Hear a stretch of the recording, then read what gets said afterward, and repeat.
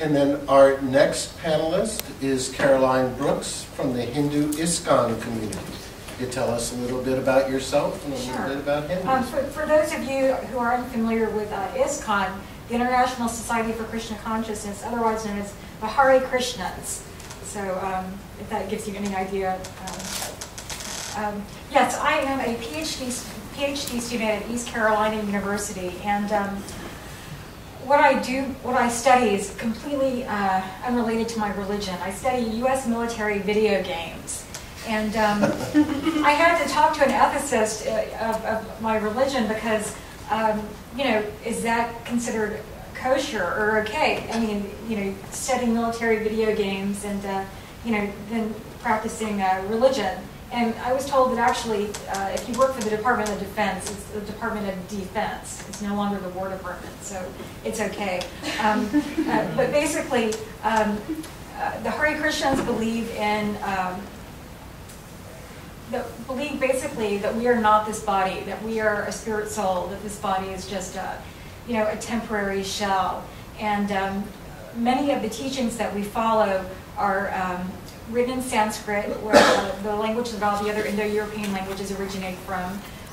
Some of the scriptures include the Bhagavad Gita, there's Srimad Bhagavatam, and really, you know, rather than describing it as a religion, it's really a science of self-realization, or bhakti yoga. And the idea is that we are trying to understand who God is, and it's a monotheistic religion, ISKCON, that ISKCON follows. I think we're called American Hindus by the Popular Culture Association. But we believe in one God, and we believe that the way to reach God is through chanting His names. And you may have heard this mantra, Hare Krishna, Krishna Krishna, Hare Hare, Hare Rama, Rama Rama, Hare Hare.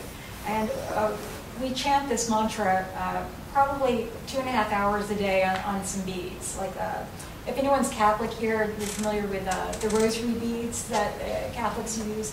And you chant them, you basically chant prayers or say prayers on each bead. So we follow something like that with chanting on a daily basis. Religious tolerance is a huge topic that we believe in. We believe it's important for a variety of reasons, and I think one of the primary reasons, and Mr. Guti, you mentioned this, the idea of community. Building a community, everyone needs levels of tolerance, because everyone is different. Not only do we have, we come from different religions, different backgrounds, but we have different personalities, and it is quite difficult to communicate with others if you know, there's not tolerance and a level of open-mindedness involved. So religious tolerance is very, very important. And when we say we don't believe that we're this body, that means that we try not to judge someone based on what sex they are, what they look like on the outside. We try to judge people based on how they act and you know, what their principles are. We follow regulative principles, 4 regulative principles. We don't even understand, read. What have I not covered here? I mentioned about religious tolerance and how that's important. Oh, you're doing a great job. I think that, go ahead, sorry. Well, perhaps the question untouched is, why is religious tolerance important in a multicultural community? Because without it, you would not have a community.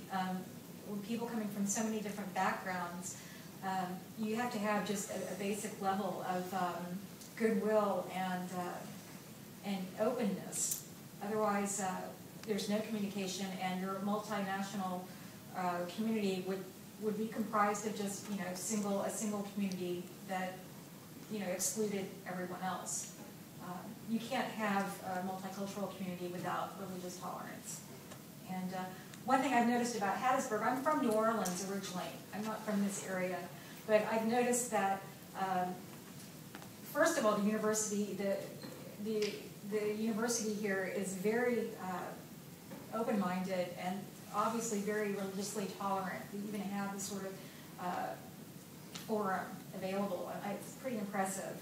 And the other thing I've noticed is that in general, whether it's small towns in the South or up north or wherever you are, the presence of a university means people who are educated and who tend to be more tolerant, not just religion, but just of different lifestyles. So, I'm very impressed with Hattiesburg from the little, exposures I've had. Okay. Anything else you'd like to add? You're really on point here, Ms. Brooks. I'm impressed. I'm trying not to prattle on here. I've been a Hare Christian since I was 16 and met the devotees in the French Quarter, actually. I was working at La Petite de Bucar, which is next to Jackson Square. It's a little theater. I went to the New Orleans Center for Creative Arts, and I was studying theater there, but somehow or other I saw, I don't know if you remember the Hare Krishnas ever like chanting and singing. Hare Krishnas love to chant and sing and to distribute free food, the vegetarian food, which is really yummy. But I've been Hare Krishna devotee for for 24 years, I guess now, and I don't have a high position within our society. I've done a lot of web development work for our main headquarters, which is in Mayapur, West Bengal, and some web work and some fundraising online, that sort of thing. But I'm not like a big person. I'm just a small person trying to represent our little group of iskcon.